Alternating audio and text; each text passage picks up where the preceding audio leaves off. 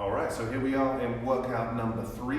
Today is a look at squatting mechanics, but more importantly, unilateral squatting mechanics. We are looking at pistols, or a single-legged squat. So what we're looking at today when it looks at the pistol is, in my mind, the pistol is the de facto lower body movement of mobility. It shows a huge amount of things all at once. It shows us balance, shows us stability, shows us coordination, and as well as the strength to be able to squat your entire body weight on one leg.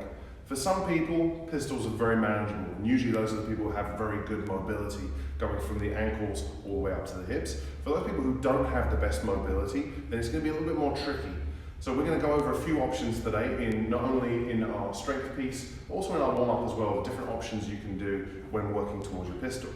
So when we're looking at our warm-up today, our warm-up when we're looking at our pistol is a few different things. One, we're looking at air squats just to get the legs working for a full range of motion.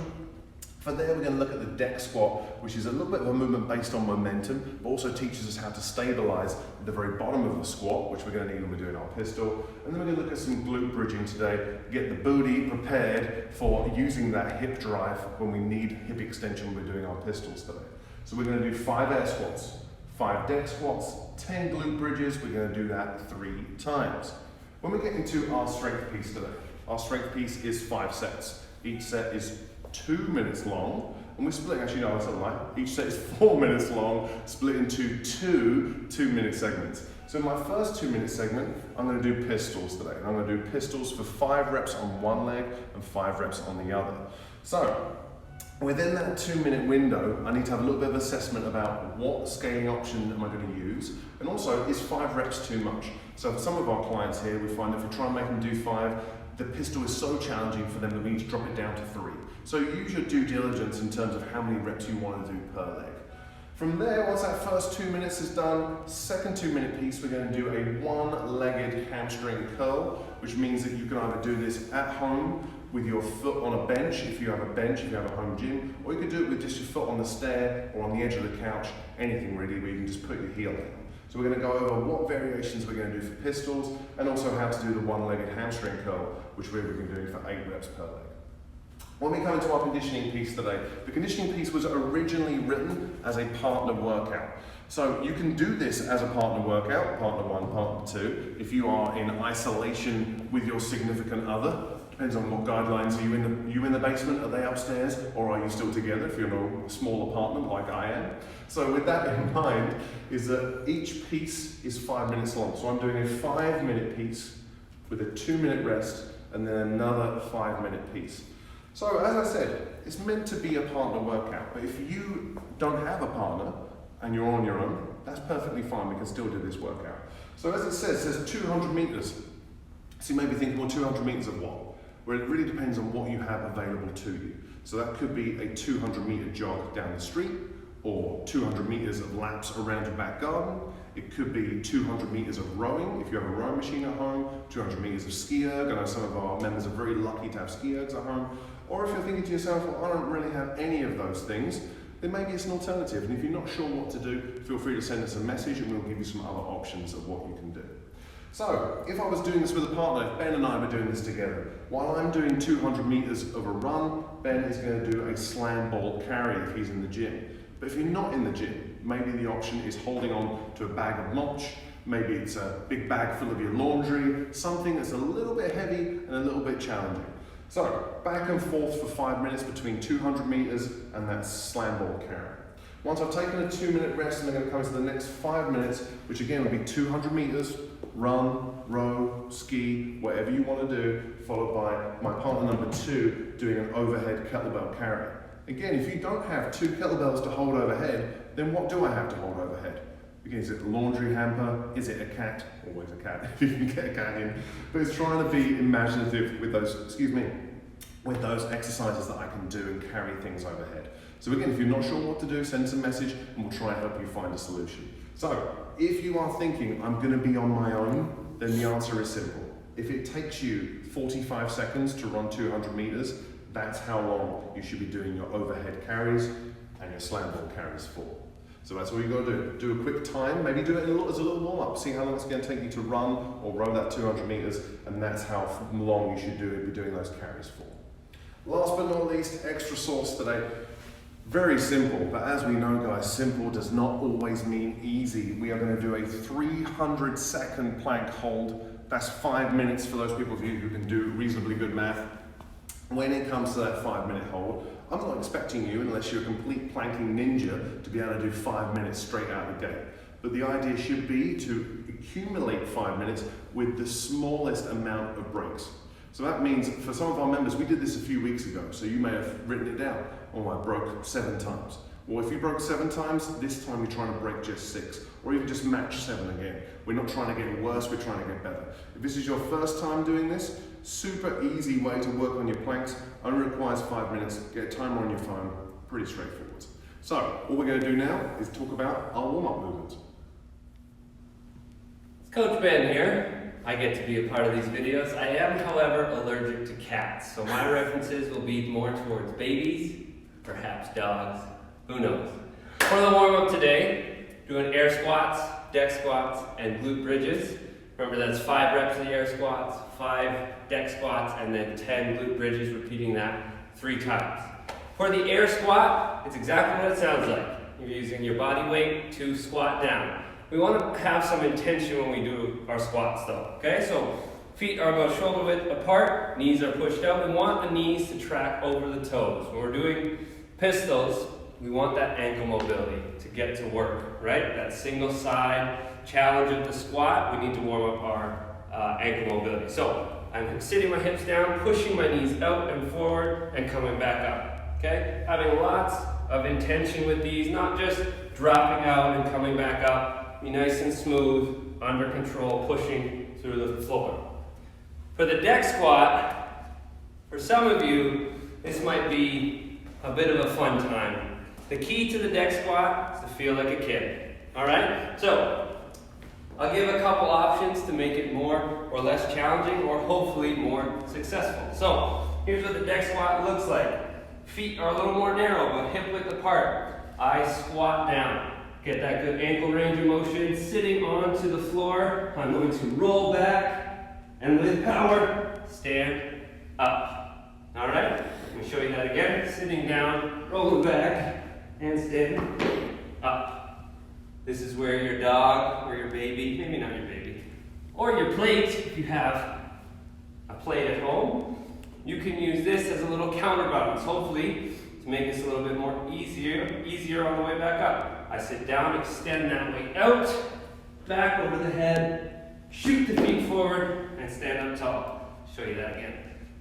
Rolling back, feet back, stand up tall. If neither of those are an option to you, what you can do, use a counterbalance. Let's try to get that same drive from the floor without having to go to the ground.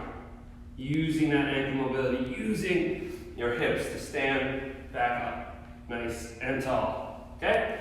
Last but not least is the glute bridge. Warming up the booty, warming up the hamstring. We're gonna sit on the floor, lying down. From here, again, intention. I could just drive my hips up into the air, have a good time, right? Or I can push my feet into the ground, really engaging the hamstrings before even lifting my hips. And from here, driving up. Squeeze my glutes really tight, push to the ground. Almost try to bring my heels towards my butt as I do these reps. 10 reps here. And remember, you're doing all 3 of these movements for 3 sets. Coming into the strength piece today, we're doing pistols and single leg hamstring curls. For the pistols, I'm going to give you 3 options based on your abilities and what you have at home. Level 1 here is going to be the bottom up pistol, having your foot up on a box or something stable, could be a stool, something like that, in your house. From here, I'm going to shift my weight forward and onto this leg. Driving through the box, I'm going to come up, stabilize on the box if I need to here, otherwise keep that leg off. I'm then going to control down and do that again. Again, shifting the knee forward, make sure you load up the calf and ankle and the hip as well. Drive it up, control down. You want to avoid that push off of the down leg. It's really easy to load up the down leg and and really just shoot yourself up. I want to really feel like I'm pulling myself up with this leg. Okay, switching legs here, so you get a little differentiation. Instead of going from the bottom up as we did on that other leg, I'm going to go from the top down. Okay, really showing that mobility, that control through the leg, and really challenging your strength. So I'm going to come up here, again, load up that hip, hands out for balance. I'm going to go down, pushing the knee forward, the hip back as low as I can before I have to drop out if I need to. Coming back up with control, and do that again. Weight is over onto that leg, knee forward, and down. Obviously, you can do a full pistol on the ground, do it on the ground. You don't need a box. If you're at a point where you're almost there, you just need a little extra, maybe stability, a little bit of strength. This is where having a little door post, maybe if you do have a rig or a squat rack, then you can use something like this to help with your stability and your strength. So from here, again, the hip is loaded up, knee goes forward, heel stays down. I'm going to go as low as I can. If I need to touch, I touch. Otherwise, using that strength right from the floor. Again, if I need a little extra, I'm going to do little boops. I'm not holding on for dear life, only using my upper body. I'm trying to use my legs in the movement. Let's travel. Over to our makeshift stairs, or the box. We're going to do some single leg hamstring curls or glute bridges. From here, I set my hips up close to the stairs or to the box or to the chair. And from here, pushing my leg in, other leg is going to extend up. Just like the warm-up, I want to be intentional. Activate the hamstring, activate the glutes by pulling my heel down towards my butt. From here, I drive my hips up, get that good squeeze, and back down. Okay? Intention. If you just go through the motions on this, easy. Push into the box, pull the heel towards your butt, activate the hamstring, activate the calf, and you are flying.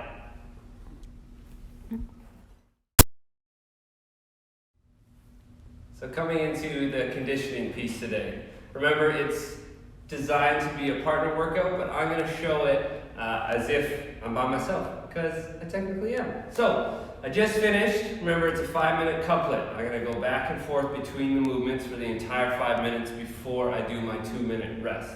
So starting with 200 meters, that could be the rower, could be a run, could be a ski, could be anything that you kind of have you can work with. Again, message us if you have any questions about that. From there, let's say it takes about 40-45 seconds. If you sprint it, you want to run really fast, maybe it took 20 seconds. Whatever time it took to run or row or ski, that's how long you're going to be doing your slam ball carry or inanimate object carry. Going from here, going to my slam ball, all right? First and foremost, I want to make sure I pick it up safely. I'm not just picking it up like an idiot, right? Nice and strong, through the floor, good squat position, coming up to my chest. This ball is trying to knock me forward. It's working my posterior chain, my back, my glutes, my hamstrings. From here, I'm going to take it on a nice walk. Going faster does not speed up time. I want to have good posture. Eyes forward, not letting the ball sink me forward, pulling out my low back. Nice and strong through the movement, driving the elbows up. If I don't have a slam ball at my disposal, maybe I have some mulch, maybe I have some premium ice melter. Again, this one's open, so pick it up with some safety. Up, nice and strong. Again, it's hard to give it a little hug, but I'm going to grab my elbows out, get it out of my face, and take it on a walk. Squeezing shoulder blades together, keeping my chest nice and proud as I maintain my breath. Once I'm done, the allotted time, I go back to my ski or row. 2-minute rest after that 5-minute couplet, back and forth. I'm going to start the second 5 minutes. 200 meter row, 200 meter ski, 200 meter run again. I'm now going to get into overhead kettlebell carry. If you can clean the kettlebells up, that's ideal. Clean the weight up to your shoulders, press it up. Keeping the bicep close to ears, shoulders down away from the ears, abs nice and tight. Trying to avoid losing that rib position and leaning back. I can take these kettlebells on a nice walk. Staying stable, maintain your breath. Once I get back to the earth, the allotted time is up, I put my weight down. If I don't have a kettlebell, some of you, for whatever reason, may have some other objects that can challenge your overhead position, like a crazy amount of toilet paper. Same thing applies. Bicep close to ear, abs nice and tight, abs forward. If this isn't enough, you happen to buy lots of these, you can stack it up. Do 2 levels, 3 levels, whatever you need to do. When the time is up, put that weight or toilet paper down, get back to your ski, rope, or run. When you are done, we have some extra sauce, and that is the 300-second plank. How long can you go without taking a break? All right, starting, making sure we are on the hands. All right, do what you can do to make your plank stronger. Push into the floor, dig in with your toes, brace through your stomach, hang on for dear life. All right, if you need to break, take that break, shake out the hands, deep breath, come right back in. Okay, don't waste any time. See how long you can go. We'll see you on the other side.